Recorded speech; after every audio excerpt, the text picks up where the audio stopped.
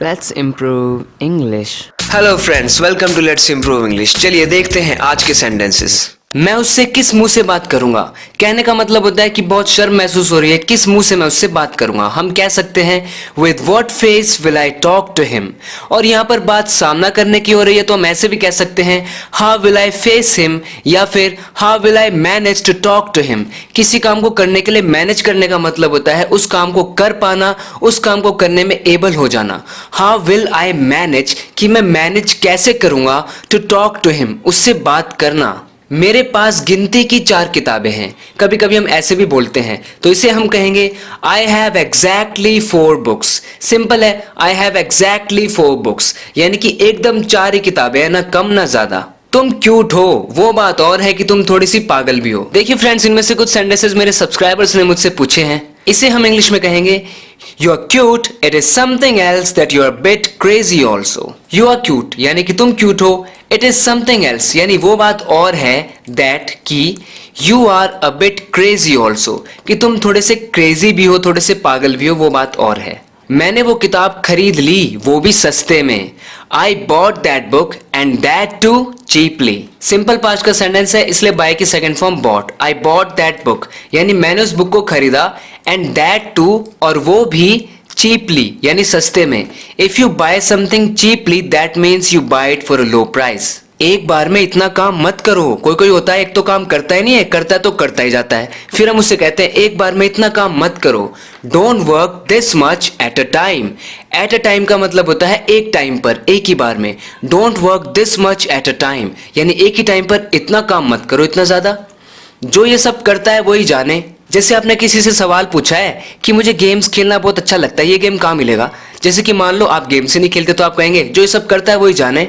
Only he knows who does all this. अब यहाँ पर किसी भी बारे में बात हो रही हो बेशक, ओनली ही नोज यानी उसी को पता है, हु डज ऑल दिस जो ये सब करता है।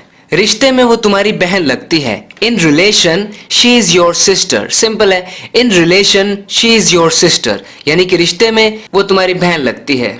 वो बड़ी हो गई है लेकिन अब भी हरकतें बच्चों जैसी है। She has grown up but she still acts like kids.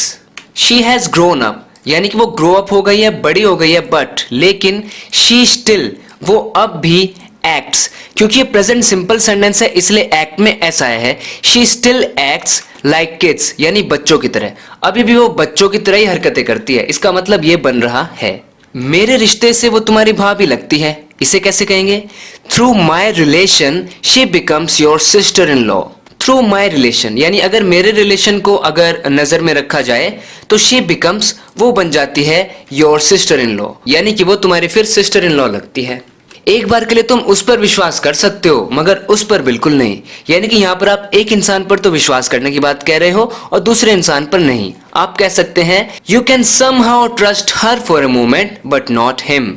यानी कि यू कैन समहाउ यानी कि कैसे न कैसे ट्रस्ट हर, तुम उस पर ट्रस्ट कर सकते हो फॉर अ मोमेंट एक पल के लिए, एक बार के लिए, बट नॉट हिम लेकिन उस पर नहीं। तुम और कितना झुकोगे उसके आगे। How much more will you bow down to him.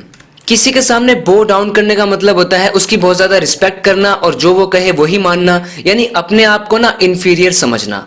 How much मोर यानी कि कितना और, will you bow down to him उसके सामने बो डाउन करोगे, कितना झुकोगे उसके सामने। इसके बदले में मैंने ऐसा किया, जैसे आप कुछ और करने वाले थे लेकिन उसके बदले में आपने कुछ और किया तो आप कहेंगे I did this in place of that.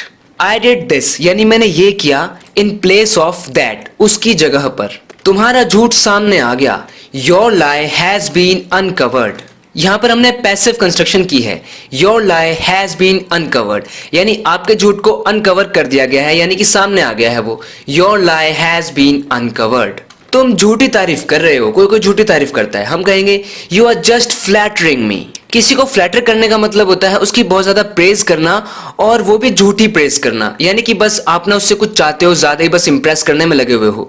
You are just flattering मी, तुम तो बस झूठी तारीफ कर रहे हो। इसको ऐसे हम बोल सकते हैं तुमने उसे धोखे से, या फिर हम कहें तुमने उसे चालाकी से ये खिलाया।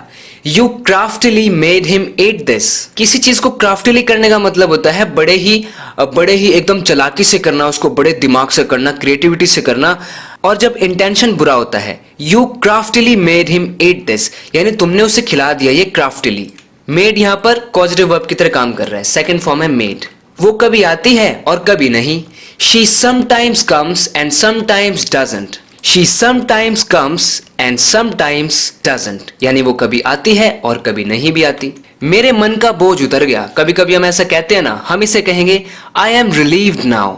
आई एम रिलीव्ड नाउ।